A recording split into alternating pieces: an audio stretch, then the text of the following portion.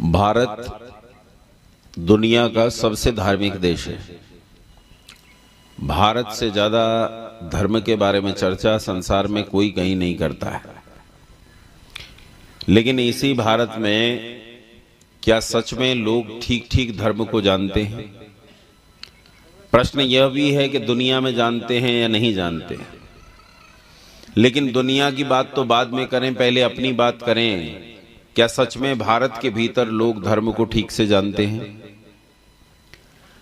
अगर भारत के बीच में लोग धर्म को ठीक से जानते होते तो लोगों में धर्म के नाम पर इतना विवाद क्यों होता, इतना झगड़ा क्यों होता?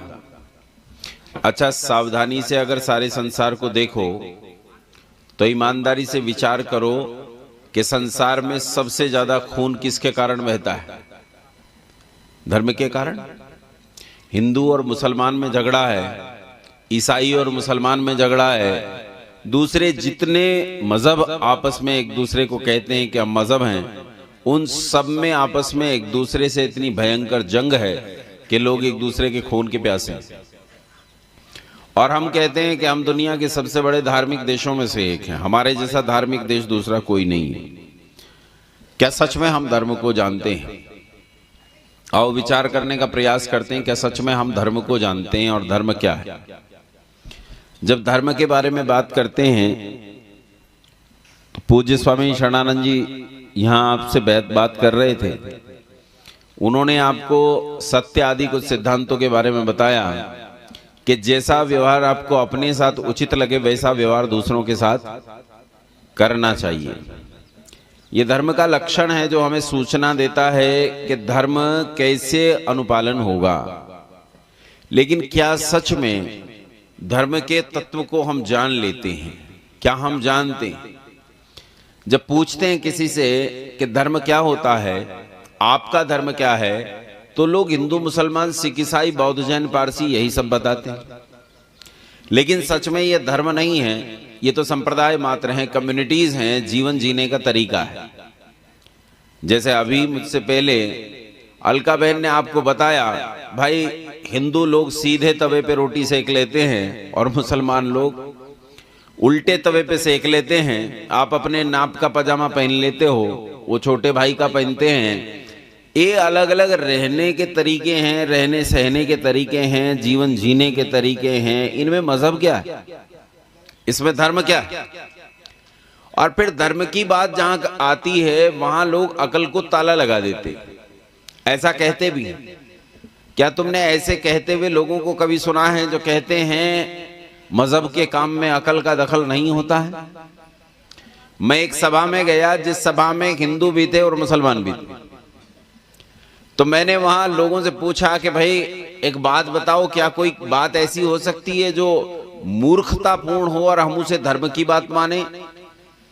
तो बोले नहीं, ऐसा तो नहीं होता। मैंने कहा सुनो तो सही, मुहम्मद जब छोटे थे भेड़ बकरियां चराने गए तो उन्हें एक फरिश्ता मिला और फरिश्ते ने उनका सीना चीर दिया। सीना चीर कर उसमें से दिल को निकाला और उसे पानी में धोया, क्योंकि उसके ऊपर एक काला नुक्ता था जो गलत था, और वापस दिल को उसके हृदय में लगा दिया और सीने को फिर से सिल दिया। मतलब दुनिया की सबसे बड़ी सर्जरी खेत की मेड़ पर बैठकर कर दी गई। जब मैंने ये बात कही तो हिंदू लोग बहुत जोर जोर से हंसे, बोले क्या मूर्खता की बात है, कहीं ऐसा होता है? ये बेवकूफी की बात है, इससे परले दर्जे की बेवकूफी और क्या होगी? भला दिल में काला नुक्ता लगाने वाला ही अल्लाह है। अगर वो इतनी खराब चीज थी कि बाद में उसका हृदय चीरना पड़ा तो शुरू में ना लगाता?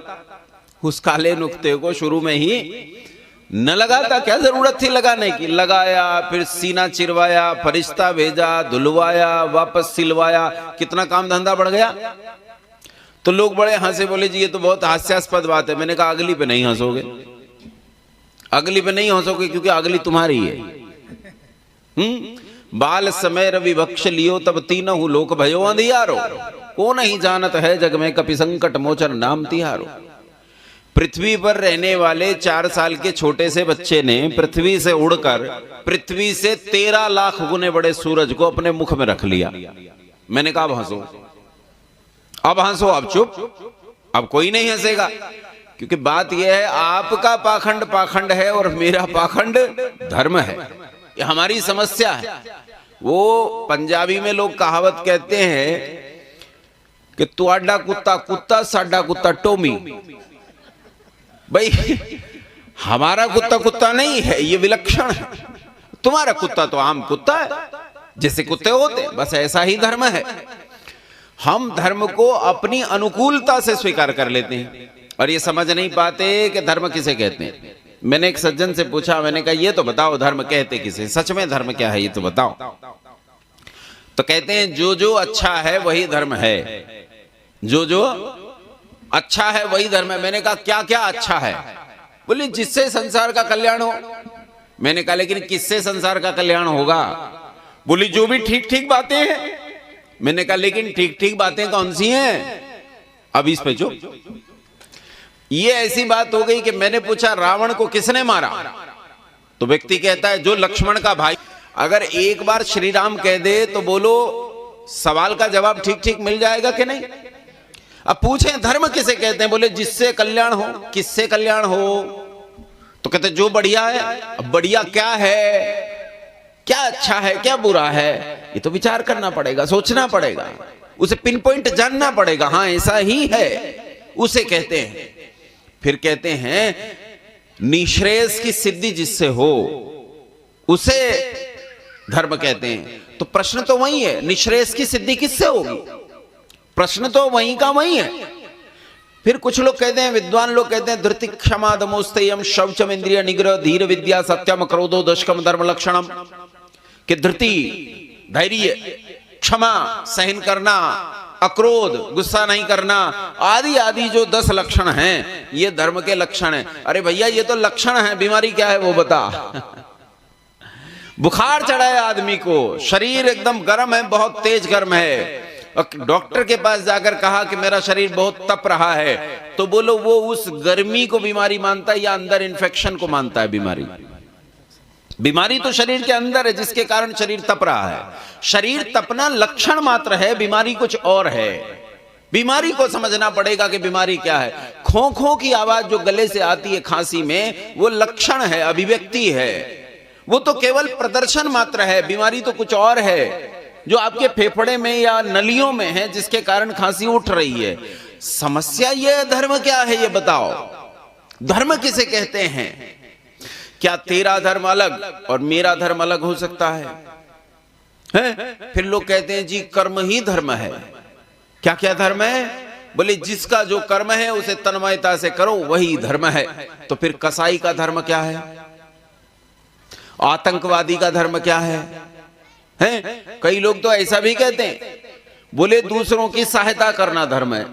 तुम्हारे घर एक आतंकवादी आए, डोरबेल बजाए, दरवाजा खटखटाए, कई भैया गोलियां खत्म हो गई, पैसे दे दो, तुम्हारे लोगों को मार डालना है, लेकिन मैं बड़ी विपन्नता में, दरिद्रता में, गोलियां खरीदने का पैसा नहीं है। तो अगर ऐसे आदमी की सहायता कर दी जाए तो क्या यह धर्म है? इस ही का नाम धर्म है। कसाई आकर कहे साहब छुरा खत्म हो गया, अब गाय कैसे काटूं, छुरा दे दीजिए, नहीं तो छुरे का पैसा दे दीजिए और हम सहायता करें, यही धर्म है? गजब की बात कि संसार में जब हम धर्म की बात करने चलते हैं तो धर्म के अजीब अजीब आडंबर हमारे सामने आकर खड़े होते हैं, लेकिन हमें यह पता नहीं चलता धर्म किसे कहते हैं। मुसलमान 5-5 समय औंधे सूधे होते रहते हैं, ऊंचा पजामा, लंबा कुर्ता, सिर पे एक ऐसी टोपी जिसमें ना सर्दी रुकती, ना गर्मी, ना धूप, ना बरसात, वो पहन के समझते हम बड़े धार्मिक हो गए और उसे धर्म मान लेते हैं। अपने लोग भी टन टन पुंपू करने को धर्म कहते हैं। मंदिर में जाते हैं, देखा है कैसे करते हैं, देखा है। तो समस्या ये है कि क्या करना चाहिए और क्या नहीं करना चाहिए ये हमें पता नहीं, और यही धर्म है। इसी का नाम क्या है? तो ये कौन बताता है? ये कौन बताएगा कि धर्म किस? ये बताता है वेद। कौन बताता है? वेद। वेद ईसाई मानते हैं, यहूदी मानते हैं, मुसलमान मानते हैं कि दुनिया की लाइब्रेरी की सबसे प्राचीन पुस्तक, वो वेद को नहीं मानते हैं, वो वेद की बातें नहीं मानते, वो वेद को ईश्वर ग्रंथ भी नहीं मानते, लेकिन वो ये मानते हैं कि वेद दुनिया की लाइब्रेरी की सबसे प्राचीन पुस्तक है। और वेद में व्यक्ति के जन्म से लेकर मरण पर्यंत उसके सोने जागने खाने पीने रहने जीने प्रत्येक आचरण के लिए प्रत्येक कर्तव्य और अकर्तव्य निर्धारित किया गया है। क्या करना चाहिए और क्या नहीं करना चाहिए, यह स्पष्ट तौर पर वेद में लिखा है। यहां एक जरूरी चीज यह आ जाती है, प्रश्न यह आ जाता है कि हम कह रहे हैं कि वेद बताता है कि यह करना चाहिए और यह नहीं करना चाहिए, लेकिन यह कैसे पता चले कि वेद किसी मनुष्य का बनाया हुआ नहीं है।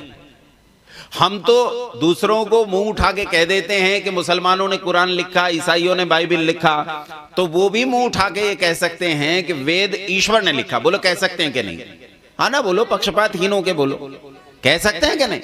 कह सकते हैं। तो वेद ईश्वर ने लिखा, ये उन्हें वो कह देंगे तो तुम्हारे पास क्या जवाब है? आओ ध्यान से एक छोटा सा तर्क तुम्हारे बीच में रखता हूं, इसे समझने का प्रयास करना। और यहां ईश्वरवादी होकर नहीं, अनीश्वरवादी होकर वेद को समझाता हूं। संसार में अगर कोई ईश्वर को न भी मानता हो, एक भी आदमी न मानता हो, तो भी उसे यह मानना पड़ेगा कि वेद मनुष्यकृत नहीं, वेद अपौरुषेय है। उसे यह मानना ही पड़ेगा, जो ईश्वर को नहीं भी मानता। तो एक क्षण के लिए यह कल्पना करो कि हम सब नास्तिक हैं, हम ईश्वर को नहीं मानते। इट वॉज नेवर गॉड, ईश्वर था ही नहीं कभी। गॉड डजंट एग्जिस्ट, ईश्वर अस्तित्व नहीं रखता है, और ईश्वर ने संसार की रचना भी नहीं की। एक क्षण के लिए मान लो। अब अगर ईश्वर ने संसार की रचना नहीं की तो किसने की? तो फिर किसने की? तो उसके लिए विज्ञान वाले लोग कहते हैं कि संसार की रचना विज्ञान से हुई। किससे हुई बोलो? विज्ञान से। तो हमने कहा भाई कहानी सुनाओ कि दुनिया कैसे बनी। जैसे मुसलमान अपनी कहानी सुनाते हैं, मुसलमान कैसे बताते हैं दुनिया कैसे बनी। मैंने पूछा मुल्ला जी दुनिया कैसे बनी? बोले खुदा ने बनाई। मैंने कहा कितने दिन में बनाई? बोले 6 दिन में बनाई। मैंने कहा मुल्ला जी दुनिया बहुत बड़ी है, दिन बहुत कम है, थोड़े दिन बढ़ा लेते। बोले क्या बात कर रहे हो, वो तो लाखमाल खादिर मुतल्लक है, जो चाहे सो कर सकता है, वो तो यूं बना सकता है, यूं। मैंने कहा जब यूं बना सकता है तो 6 दिन क्यों लगा रहा? खाम खा पागल। अरे जब यूं बना सकता था तो बस यूं ही बना देता, फिर 6 दिन काम करने की आवश्यकता नहीं थी। खैर मैंने कहा कैसे बनाई? बोले पहले दिन ये बनाया, दूसरे दिन ये बनाया, तीसरे दिन ये बनाया, और चौथे दिन ये बनाया, और चौथे दिन जाकर सूरज बनाया। बताओ कैसा पागल अल्लाह है। ये 4 दिन तक बैठा अंधेरे में काम करता रहा, सूरज चौथे दिन जलाया, इसने लालटेन चौथे दिन जलाई। 4 दिन तक अंधेरे में काम करता रहा, इसलिए पजामा छोटा रह गया। रोशनी में बनाया होता तो पजामा पूरा होता, यह अंधेरे के कारण हुआ। कुर्ता भी नाप का नहीं, वो नीचे तक जाता, अब्बू का कुर्ता इतना लंबा कुर्ता, वो अंधेरे के कारण ऐसा कटिंग ठीक नहीं हुआ। मूछ दाढ़ी बनाने बैठा तो पूरा घोंसला छूट गया, मूछ एकदम साफ, अंधेरे में सब हो रहा था। टोपी बुनी तो छेद ही छेद, इसमें कुछ नहीं रुकता, सर्दी गर्मी बरसात ओस धूप कुछ नहीं। एक चीज रुकती है, इसके पार विद्या नहीं जाती। जिस सिर पर रखी रहे, इसे पार करके विद्या उस सिर के अंदर नहीं जाती है। ये एक समस्या है। ये काम तो बढ़िया किया इन्होंने, ये अच्छा उन्होंने एक वो बनाया है, लोक बनाया कि इसके भीतर नहीं जा सकती है। अंधेरे में बैठकर खुदा क्या बेवकूफी की काम करता रहा। फिर मैंने कहा अच्छा दुनिया बनाई, मिटाएगा कैसे? बोले एक दिन कयामत का दिन होगा, अंग्रेज कहते हैं डूम्सडे। उस दिन क्या होगा?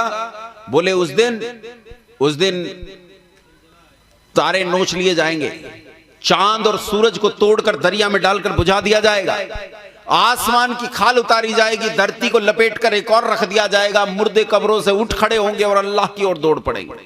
लो कर लो बात। कहते हैं उस दिन तारों को नोच लिया जाएगा।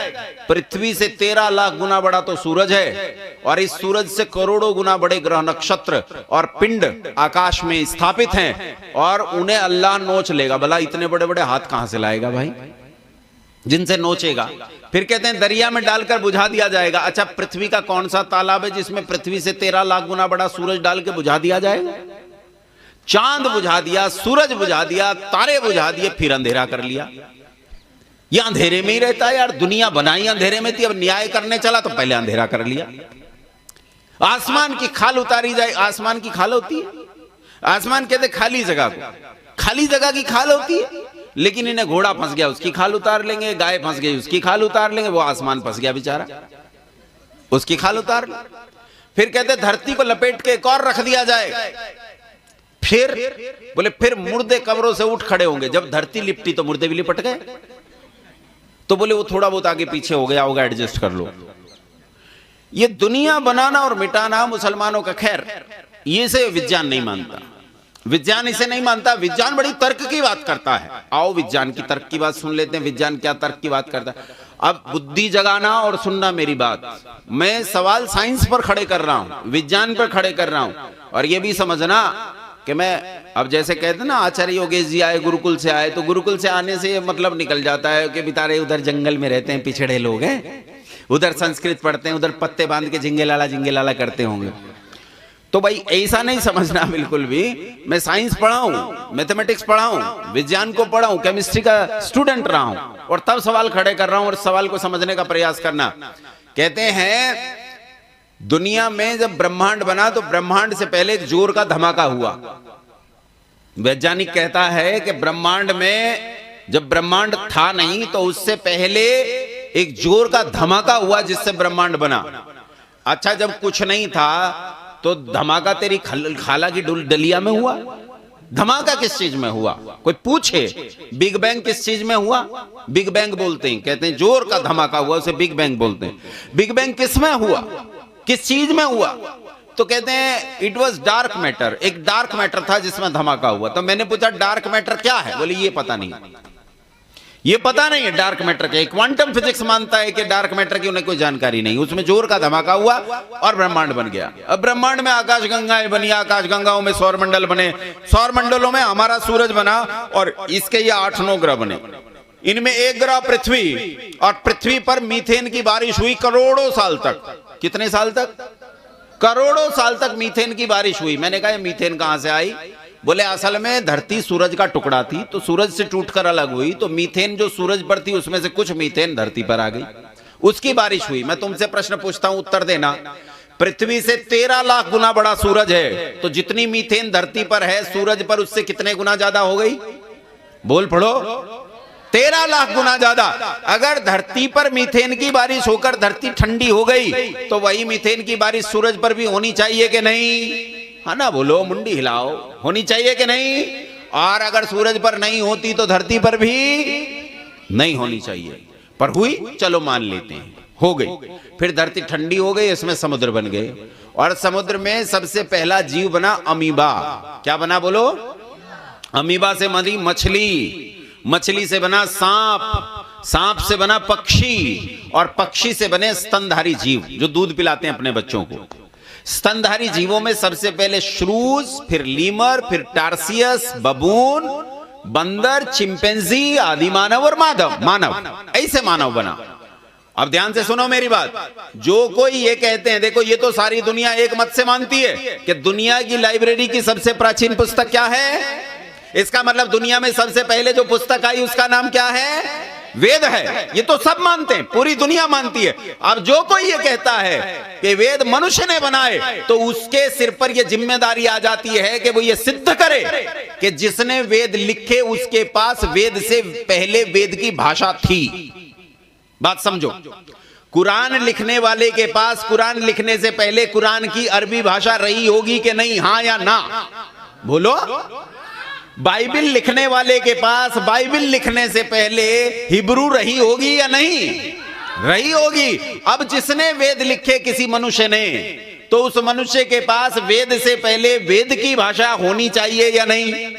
ये जिम्मेदारी आ जाती है उसके सिर पर जो ये कहता है कि वेद को मनुष्य ने रचा। अब देख लेते हैं इस मनुष्य के पास भाषा थी या नहीं थी, और शुरू से शुरू करते हैं।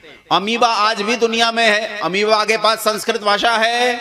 नहीं है। मछली संस्कृत में बोलती है? अरे बोलो भाई। सांप, पक्षी, कोई और चिड़िया? स्तनधारियों में श्रूज के पास नहीं थी, लीमर के पास नहीं थी, टार्सियस के पास नहीं थी, बबून के पास नहीं थी, बंदर के पास नहीं थी, चिंपैंजी के पास भी नहीं थी, आदि मानव के पास थी? नहीं थी। आदि मानव के पास भी नहीं थी। तो जो मानव जिसने वेद लिखा उसके पास संस्कृत भाषा कहां से आई? कहां से आए? अब इस बात को समझने का प्रयास करो कि हम भाषा को कैसे जानते हैं। अच्छा ये बताओ, तुम कौन सी भाषा जानते हो भाई? कौन सी? हिंदी भी कौन सी? जो यहां की है, मोय तो है करके बोलते हो ना आप लोग। हाँ, मैं उधर हरियाणा से आड़े खड़े उड़े तड़े पता नहीं क्या क्या बोलते हैं। जिस भाषा में पैदा होते हैं हम वही भाषा सीखते हैं। बोलो हाँ के ना? ऐसा है कि नहीं?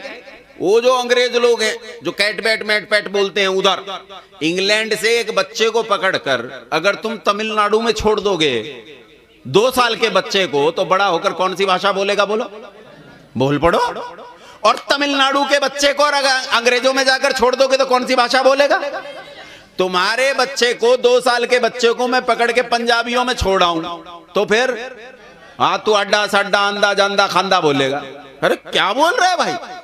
तुम कहोगे यहां आने पर कैसी भाषा बोल रहा है। लेकिन उन पंजाबियों का एक 2 साल का बच्चा लाकर तुम्हारे बीच में छोड़ दूं तो कैसी भाषा बोलेगा? हमारे जैसी बोलेगा। बात समझ में आ रही है कि नहीं? इसका मतलब है भाषा हम नकल से सीखते हैं। भाषा हम किससे सीखते हैं? बोलो, नकल से सीखते हैं।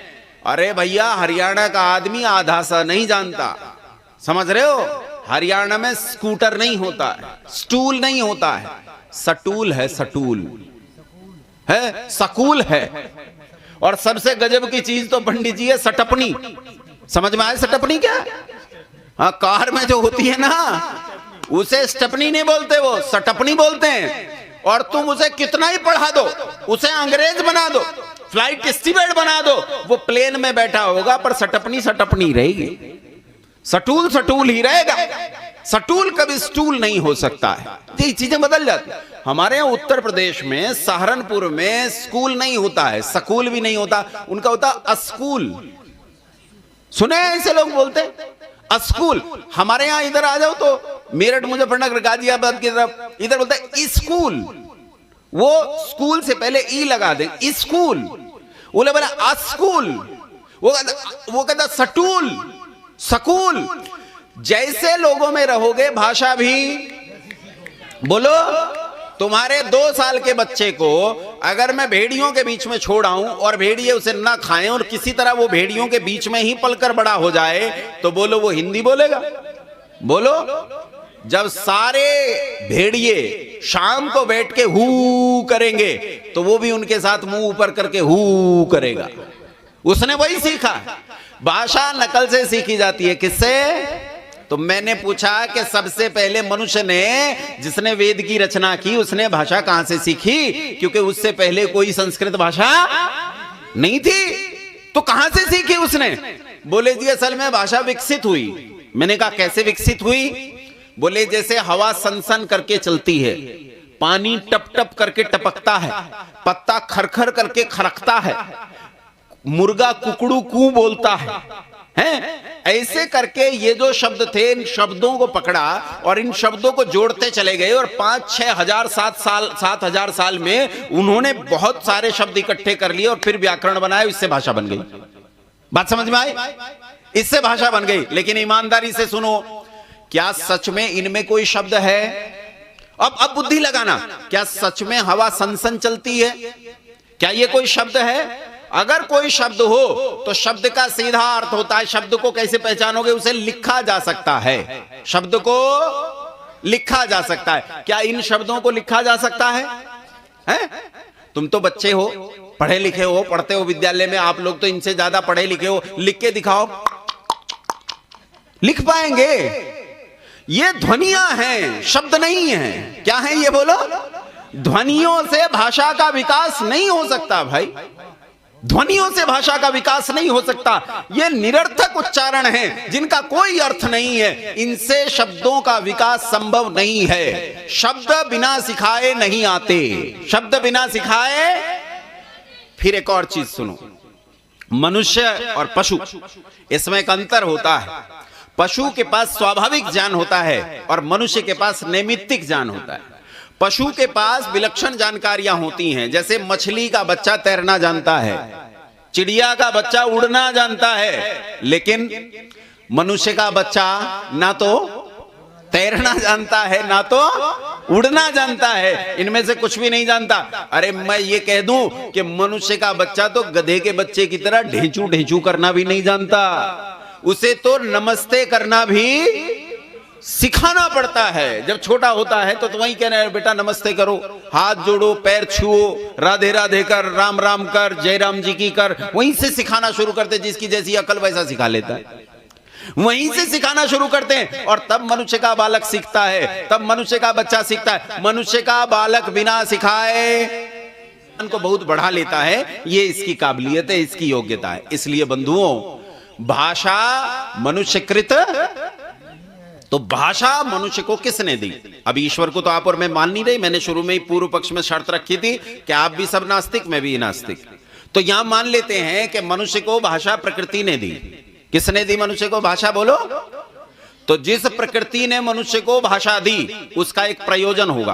किसी भी काम का, किसी भी कार्य का एक प्रयोजन होता है, हां के ना? उसका कोई अर्थ होता है कि नहीं? अच्छा ये बताओ, इस माइक का कोई प्रयोजन है कि नहीं है? या खाम खा यूं ही रख रखा है मेरे सामने?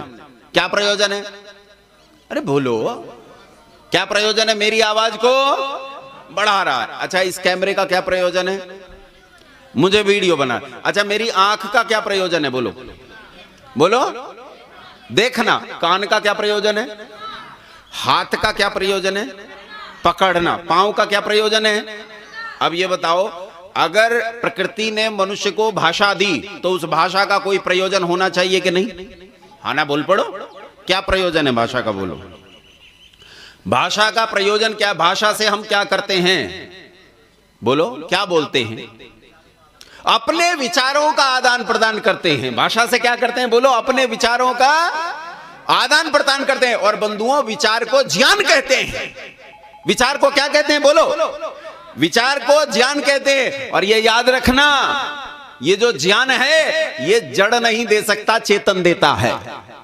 जड़ नहीं दे सकता, कौन देता है? चेतन देता है। जिसने हमें भाषा दी उस भाषा का एक प्रयोजन उसके पास था, और प्रयोजन था विचार यानी ज्ञान।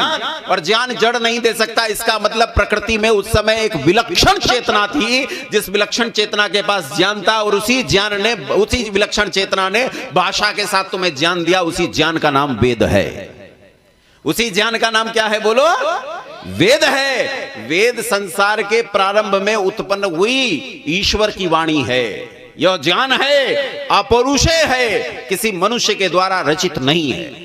जो कोई ये कहता है कि मनुष्य ने वेद की रचना की, उसके सिर पर जिम्मेदारी आती है कि वो सिद्ध करे कि मनुष्य को भाषा किसने दी। और सिद्ध होता है कि मनुष्य को भाषा अपने आप नहीं आती, किसी ना किसी के देने पर भाषा आई है। जिसने भाषा दी उसी ने विचार दिया, उसी ने ज्ञान दिया। और जो ज्ञान दिया गया है वो ज्ञान इस संसार के लिए दिया गया है, उसी ने संसार दिया। याद रखना, जिसने मुझे नेत्र दिए उसी ने प्रकाश दिया, और उसी ने बुद्धि दी कि मैं नेत्र से देखी हुई चीज को समझ सकूं। तो जिसने मुझे भाषा दी उसी ने संसार दिया, और उसी ने संसार के संबंध में ज्ञान दिया। इसी ज्ञान को वेद कहते हैं। और देने वाले को परमात्मा। देने वाले को क्या कहते हैं? बोलो। परमात्मा। नास्तिक व्यक्ति को भी यह मानना पड़ेगा कि संसार में वेद अपौरुषेय हैं, अपौरुषेय हैं, अपौरुषेय। अब सुनो बच्चों ध्यान से मेरी बात। धर्म किसे कहते हैं? जिस परमात्मा ने संसार बनाया और उस संसार का ज्ञान हमें वेद में दिया, उस परमपिता परमात्मा के नियमों को मानना, इसी का नाम क्या है? धर्म है। अब पंक्ति को ठीक ठीक कर दूं, वेद की आज्ञा का पालन करना धर्म है, और वेद की आज्ञा का उल्लंघन करना अधर्म है। जैसा जैसा वेद कहता है वैसा वैसा करो तो ये धर्म है, और जैसा जैसा वेद मना करता है वैसा वैसा मत करो, ये भी धर्म है। अर्थात वेद के अनुकूल चलना इसी का नाम धर्म है, और वेद के विरुद्ध चलना इसी का नाम अधर्म है। बात समझ में आई कि नहीं आई? एक उदाहरण देकर बात को खत्म करूंगा। ये पूरी इक्वेशन, पूरी समीकरण सुनो। पूरी समीकरण क्या है? पूरी समीकरण है वेद की आज्ञा का पालन करना धर्म है, और धर्म का परिणाम सुख है। वेद की आज्ञा का उल्लंघन करना अधर्म है, और अधर्म का परिणाम दुख है। अब देख लो ऐसा है कि नहीं है। वेद हमें कहता है अक्षैर मां दिव्य, जुआ मत खेलो। तुम जुआ खेलोगे तुम्हारी पत्नी रोएगी, बच्चे रोएंगे, तुम्हारा घर बर्बाद हो जाएगा। लेकिन जिन लोगों ने जुआ खेला उन्होंने वेद की आज्ञा का पालन किया कि उल्लंघन? बोलो। अच्छा ये बताओ, उनके घर सुखी हुए कि दुखी हुए? एक आध का नाम बोलो जिसने जुआ खेला। राजा ने खेला था, राजा ने, क्या नाम था? पूरा नाम बोलो। धर्मराज युधिष्ठिर। क्या नाम था? धर्मराज युधिष्ठिर। उन्होंने जुआ खेला, एक बार नहीं। पहली बार तो पितामह भीष्मादि के धमकाने पर राजा ने, धृतराष्ट्र ने सब कुछ वापस लौटा दिया, लेकिन इतने समझदार आदमी थे, वहीं बैठे बैठे शकुनी के ललकारने पर दोबारा फिर जुआ खेला और अपना सब कुछ हार गए। अपनी संपत्ति हार गए, बैंक बैलेंस हार गए, अपना घर महल बार द्वारा सब हार गए, अपने भाई हार गए, अपनी पत्नी हार गए, अपने आभूषण अपने वस्त्र तक हार गए, स्वयं को हार गए, और बंधुओं इससे भी बढ़कर उसे हार गए जो उनकी अपनी संपत्ति थी भी नहीं, वो राज्य हार गए। राज्य किसका होता है? राजा का कि प्रजा का? ये प्रजा की संपत्ति को जुए में बैठकर हार गए, और इसी जुए की विभीषिका पर लिखा गया, तय हो गया महाभारत का युद्ध। 18 अक्षौहिणी सेना मारी गई। इस 18 अक्षौहिणी सेना के मारे जाने के बाद जो साम्राज्य स्थापित हुआ वो भी उस विनाश को संभाल नहीं सका। विनाश का परिणाम इतना भयंकर निकला कि 5000 साल के अंधकार में हम चले गए, और उसके बाद 1000 साल की गुलामी भोगी, 700 साल तो बिना मूंछ की दाढ़ियों की है, और फिर 250 साल ईसाइयों की, इन दो की 1000 साल की गुलामी हमने भोगी। और कारण था हमारे बाप ने वेद की आज्ञा का उल्लंघन किया, उसने जुआ खेला, उसे जुआ नहीं खेलना चाहिए। महाराज युधिष्ठिर में सारे गुण ही गुण थे, सत्यवादी, सत्यमानी, सत्यकारी, क्या गुण नहीं था उनमें? गुणों की खान थे वो, लेकिन एक अवगुण था। क्या करते थे? जुआ खेलते थे, और जुआ खेलना वेद की आज्ञा का उल्लंघन है। इस एक आज्ञा का उल्लंघन करने के कारण महाराज युधिष्ठिर ने 12 साल का वनवास भोगा, दुख उठाया, 1 वर्ष का अज्ञातवास भोगा, और उस 1 वर्ष के अज्ञातवास में महाबलशाली भीम को 1 साल तक दूसरों के घर में रसोई में झाड़ू पोछा करना पड़ा। महान धनुर्धर अर्जुन को हिजड़ा बनकर रहना पड़ा 1 साल तक, और इसी आदमी को नौकरी मिली जुआ सिखाने की। महाराज युधिष्ठिर को जुआ खिलाने की नौकरी मिली, इन्होंने साल भर तक जुआ खिलाया। इनके दोनों भाइयों को अस्तबल में छोड़ दिया गया घोड़ों की लीद उठाकर डालने के लिए। ऐसी परिस्थिति वेद की आज्ञा का उल्लंघन करने से हुई। ऐसी कितनी परिस्थितियां हुई, हमने क्या क्या नहीं भोगा। बंधुओं, वेद कहता है न तस्य प्रतिमा अस्ति यस्य नाम महद्यश। जो परमपिता परमात्मा अतुलनीय है, उसकी संसार में किसी वस्तु, व्यक्ति, पदार्थ से तुलना संभव नहीं है। लेकिन हमने किस किस के साथ तुलना नहीं की। हमने कांच, पत्थर, कागज, प्लास्टिक, मोम, लुगदी, गोबर, किसे किसे ईश्वर मानकर नहीं पूजा। और परिणाम सोमनाथ का मंदिर, परिणाम काशी विश्वनाथ का मंदिर, परिणाम मथुरा के बीच में खड़ी हुई मस्जिद, परिणाम अयोध्या में खड़ी हुई मस्जिद, परिणाम सोमनाथ को 17 बार तोड़ा गया, परिणाम काशी के बीच में खड़ी हुई ज्ञान व्यापी मस्जिद आपका मुंह चिढ़ाती है। परिणाम ये, क्योंकि हमने क्या नहीं किया? हमने धर्म की पालना नहीं की।